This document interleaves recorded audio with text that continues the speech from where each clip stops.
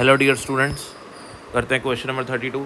Which of the following if mass and radius are assume to be same, सभी के mass और radius same है, have maximum percentage of total kinetic energy in rotational form while pure rolling. तो मतलब है question का कि अगर कोई भी बॉडी रिंग हो, डिस्क हो, ठीक है ना, सपोज करते हैं कि ये हमारे पास एक रिंग है। अब ये इसकी रोटेशनल काइनेटिक एनर्जी जो होगी, जो इसकी रोटेशनल काइनेटिक एनर्जी होगी वो टोटल एनर्जी का कितना परसेंट होगी जब ये प्योर रोलिंग कर रहा हो। सपोज v स्पीड से, m इसका मास, r इसकी रेडियस, ओमेगा एंगुलर वेलोसिटी से घूम रहा है, प्योर रोलिंग कर रही है ये रिंग, तो इसकी रोटेशनल काइनेटिक एनर्जी कितना परसेंट होगी, क्योंकि टोटल जो काइनेटिक एनर्जी होगी वो रोटेशनल प्लस काइनेटिक होगी, टोटल काइनेटिक एनर्जी। ठीक है, तो कितना परसेंटेज जो है वो रोटेशनल काइनेटिक एनर्जी का होगा, ऐसे हमको पता लगाना है। Which one of the following has maximum, तो आपके पास ऐसी एक रिंग है, डिस्क है, स्फेयर है और हॉलो स्फेयर है, तो इन चारों में से किसका रोटेशनल काइनेटिक एनर्जी का जो परसेंटेज है वो मैक्सिमम है। गिवन है आपको सभी जो ये चार चीज़ें हैं, disc, sphere, ring, hollow sphere, इन चारों का मास और रेडियस सेम है। तो इसको, ऐसे क्वेश्चन को करने के लिए मैं आपको एक ट्रिक सिखाता हूँ, ध्यान से सुन लो, मज़ा आने वाला है। तो सॉल्यूशन में देखेंगे कि अपन को पता है, अगर मैं पहले रिंग का ही एग्जांपल लेके चलता हूँ कि रिंग की रोटेशनल काइनेटिक एनर्जी और ट्रांजिशनल काइनेटिक एनर्जी का रेशियो क्या होता है, वो होता है 1। कैसे हुआ सर, अभी देख लो।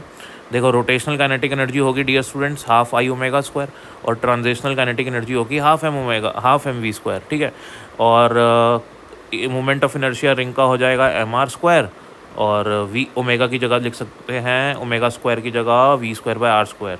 तो ये हो गया half v square by r square, ऊपर आ गया, और नीचे आ जाएगा हाफ एम वी स्क्वायर। अब इसको सॉल्व करेंगे, वी स्क्वायर से आपका यहाँ पे वी स्क्वायर कैंसिल हो जाएगा, एम से एम कैंसिल हो जाएगा, आर स्क्वायर से आर स्क्वायर, 1/2 से 1/2, तो क्या बचेगा, 1 बचेगा।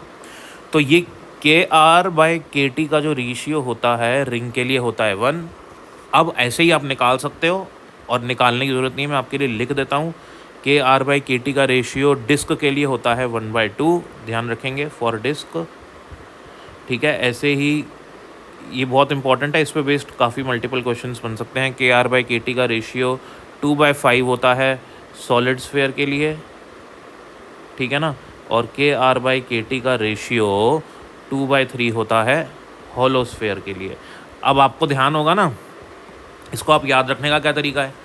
रिंग का moment of inertia m r square, तो 1, डिस्क का हाफ एम आर स्क्वायर रहता है तो उसका हाफ आ गया, सॉलिड स्फेयर का 2/5 होता है ना, 2/5 एम आर स्क्वायर होता है तो 2/5 आ गया, और हॉलो स्फेयर के लिए 2/3 आ गया। ये आपको रेशियो याद रखना है। अब हम चेक कर लेते हैं एक एक का कि किसका जो है मैक्सिमम होने वाला है। तो मैं इसको एक साइड में ले लेता हूँ, क्योंकि ये डेटा मेरे काम में आने वाला है, तो इसको कट करके हम यहाँ साइड में पेस्ट कर लेते हैं, छोटा कर देके। चलो, अब ये डेटा अपने काम में आएगा। अब अपन क्या करते हैं, साइड में ये निकाल लेते हैं कि किसकी रोटेशनल काइनेटिक एनर्जी जो है वो ज़्यादा होगी। तो रोटेशनल काइनेटिक एनर्जी निकालने के लिए मुझे क्या करना पड़ेगा, rotational kinetic energy upon total kinetic energy का जो रेशियो है। ठीक है, तो रिंग की अगर मैं बात करूं तो रिंग के लिए के आर बाई के टी 1 है, राइट, के आर बाई के टी 1 है, तो 1/1 लिख सकता हूँ ना इसको मैं, 1/1 लिख सकता हूँ इसको मैं, 1/1। तो रोटेशनल काइनेटिक एनर्जी की जो परसेंटेज होगी वो कैसे निकालूंगा मैं, रोटेशनल का जो रेशियो है वो है 1, और टोटल रेशियो 1 + 1 हो जाएगा 2 × 100%, तो ये कितना आ गया, 50%।